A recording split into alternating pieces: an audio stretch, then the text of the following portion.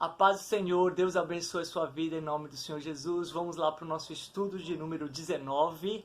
Você coloca o título Obediência, Amor e Prudência. Romanos capítulo 13, do 1 até o versículo 14, ou seja, o capítulo inteiro está dividido em 3 partes. A primeira parte, Paulo está falando que os romanos aqui e todos nós, todos os cristãos, devem ser sujeitos a toda autoridade governamental, pois não há autoridade que não venha de Deus. As autoridades que existem foram estabelecidas por Ele. Portanto, aquele que se rebela contra a autoridade está se colocando contra o que Deus constituiu. Ou seja, Deus criou todas as coisas e colocou ordem. Desde que Deus criou ali o jardim, criou o primeiro casal, Deus deu a eles a autoridade para eles poderem governar, para eles poderem cuidar, para eles serem responsáveis por aquela ordem. E assim é na nossa casa, numa família, numa empresa, também num governo, independente de como ele seja estabelecido. Aqui no exemplo, Paulo estava falando do Império Romano, onde existia um imperador, existia ali seus governantes, existia uma tirania mesmo contra os cristãos, e Paulo está falando que os cristãos aqui deveriam se submeter àqueles líderes, aquele sistema ali. Até no próprio caso aqui no tempo era de Nero. Nero perseguiu os cristãos realmente, e mesmo assim Paulo está falando que os cristãos não poderiam ser rebeldes contra eles. E aí podemos lembrar de algum exemplo assim, no Antigo Testamento. José foi parar ali no Egito. José era um israelita, mas vai parar no Egito, onde tem um faraó, e ali ele foi submisso, ele se submeteu àquela autoridade, e por a obediência que ele tinha a Deus, pela graça que Deus lhe concedeu, ele se tornou um governador ali do próprio faraó, trazendo benefício para todo o seu povo. Também assim foi com Daniel. Daniel foi totalmente submisso na Babilônia ao rei ali também, mas quando houve um decreto que ia contra a palavra de Deus, aí isso tem que ser pesado. Se um governador, se algum sistema, alguma lei ordena ir contra Deus, aí a lei de Deus é acima. Então ele, naquele caso, ele não se dobrou, não se prostrou, né? Ele não deixou de orar, e por isso ele foi sim jogar naquela cova dos leões. Seus amigos também, por não se dobrarem, foi jogar numa fornalha, e Deus os livrou. Mas eles nunca foram rebeldes, nunca foram contrários. E assim também foi Jesus. Jesus se entregou. Jesus, ele sabia que acima da autoridade daqueles homens ali, no tempo dele era Herodes, Jesus se submeteu à liderança porque era um plano de Deus. E é isso que Paulo está explicando, que nós como cristãos não podemos ser rebeldes, principalmente nesse momento, né, que somos bombardeados de tantas informações, principalmente nós que estamos num país aqui que existe uma democracia, que existe votos, mas também existe muitos votos ali que não foram bem votados. Existem pessoas que são colocadas ali que realmente, em vez de auxiliar, em vez de ajudar, realmente atrapalham. Mas se a gente ficar revoltado contra isso, isso vai nos trazer dano. É isso que Paulo está querendo ensinar. Se vocês ocuparem a mente de vocês, se vocês ocuparem o coração de vocês com essa revolta da política, vocês não vão, vocês vão dormir. A gente vai ver isso. Vocês vão dormir para as coisas de Deus. Essa revolta vai fazer mal a vocês. Então se submetam, e nós temos que entender. Há governos estabelecidos pelo próprio Deus. Um exemplo ali também, Israel, no tempo ali era rei, mas Deus estabeleceu Davi. Mas o próprio povo escolheu, antes de Davi, escolheu Saul. Ou seja, também era o voto das pessoas escolhendo errado, né? E aí, por causa disso, o povo sofre. Mas não por esse sofrimento nós podemos colocar no nosso coração a amargura e a rebelião, a desobediência. Isso acontece, e a gente tem que tomar muito cuidado. De tanto a gente ver redes sociais, de tanto a gente ver notícias, a gente não permitir o nosso coração ficar revoltado a ponto de a gente ficar insensível para as coisas de Deus. Aí o próximo passo é isso que Paulo está tratando. Ele vem falando porque devemos nos submeter à autoridade. E aí no 8 diz assim: não devam nada a ninguém, a não ser o amor uns pelos outros, pois aquele que ama seu próximo tem cumprido a lei. Pois esse mandamento: não adulterarás, não matarás, não furtarás, não cobiçarás, e qualquer outro mandamento, todo se resume neste preceito: ame seu próximo como a si mesmo. O amor não pratica o mal contra o próximo. Portanto, quem ama, cumpre a lei. Ou seja, ele fala assim que nós temos que estar cheio de amor e temos que amar. Quem ama realmente está cumprindo a lei.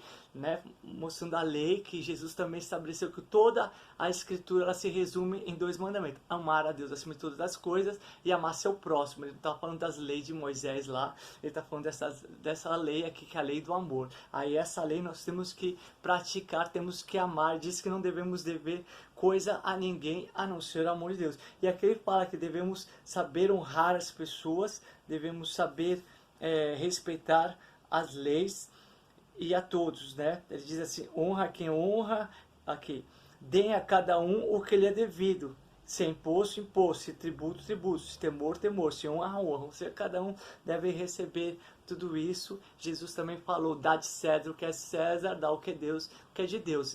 Jesus estava falando: tem que pagar imposto, pague. Quando Jesus mandou Pedro pegar um peixe, que naquela boca daquele peixe tinha uma moeda, foi para pagar o imposto. Então ele está falando: tem que pagar, tem que respeitar as leis, tem que se submeter. Mas tudo isso por causa do amor que nós temos. E aí agora ele vai entrar no próximo ponto aqui, no mesmo capítulo. Ele trata de 3 assuntos. Ele fala sobre a submissão às autoridades, para a gente não perder o amor, né? Ter respeito, honrar essas pessoas, ter o discernimento, o que devemos obedecer e o que não devemos obedecer, mas jamais deixar a rebeldia entrar no nosso coração. E o terceiro ponto, ele entra aqui, ó.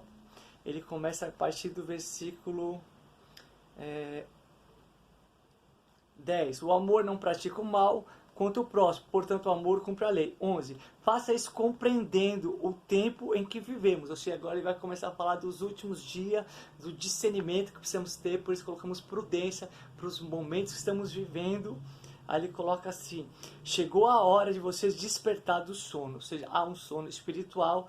Esse sono espiritual é tudo aquilo que nos tira o foco de olhar para a eternidade, de olhar para as promessas, de aguardar Jesus, né? Aquelas noivas que pegaram no sono e foram imprudentes, não tinham seu azeite, elas dormiram, né? Chegou a hora de despertar do sono, porque agora a nossa salvação está mais próxima do que quando cremos. Jesus está voltando, ele vai nos resgatar, precisamos estar acordado. A noite está quase acabando, o dia logo vem. Ou seja, ele está colocando aqui: estamos ainda vivendo um período de trevas, porque o inimigo ainda está se manifestando, mas virá um dia, né? Que é a volta de Jesus, o arrebatamento da igreja, não a volta de Cristo, mas o arrebatamento da igreja, né? Então precisamos estar em alerta para esse dia. Portanto, deixemos de lado as obras das trevas, né? Deixemos de lado as obras das trevas e revistamos a armadura da luz. Ou seja, há momento de orar, de vigiar, momento de não deixar essas obras das trevas ir puxando aquele lado ali da amargura que pode entrar por causa de se submeter às autoridades. A gente vê um monte de injustiça, mas se a gente deixar isso nos perturbar, vamos pegar no sono, não vamos estar pronto, aguardando ao Senhor, fazendo aquilo que Ele quer que nos faça. Ele fala que temos que despertar do sono, deixar as obras das trevas e agora nos revestir da armadura de luz. Essa mesma armadura de luz é a armadura de Deus, que nos mostra que temos que estar cheio de Deus, revestido com essa armadura de Deus. Comportemos-nos com decência, como quem age à luz do dia.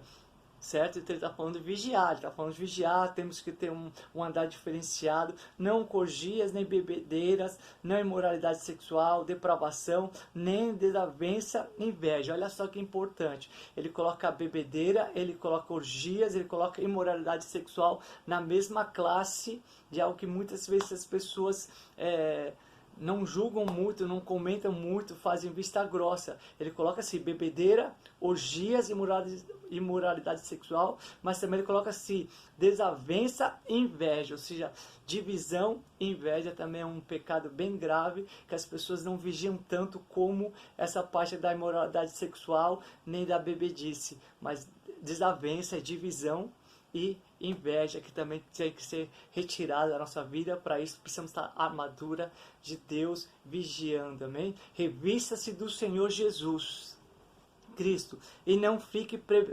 premeditando como satisfazer o desejo da carne. Ou seja, Paulo já nos ensinou que a nossa natureza pende para a carne, que existe a mentalidade da carne, mas existe a mentalidade do Espírito. Então direcione a sua vida para as coisas que são de Deus.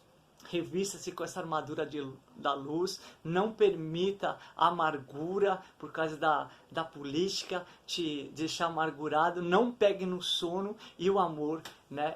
É realmente o que nós precisamos fazer nesses últimos dias, amar as pessoas, levando o Evangelho de Jesus, reconhecendo as pessoas que ainda não conhecem Jesus e que precisam ter um encontro com Jesus. Jesus conta contigo nesta obra, Ele logo vem, vai nos arrebatar, Ele já nos salvou, somos dele, Ele vai nos arrebatar, mas Ele quer usar as nossas vidas para que outras pessoas também venham ser salvas. A Jesus toda a honra, toda a glória, em nome de Jesus. Amém.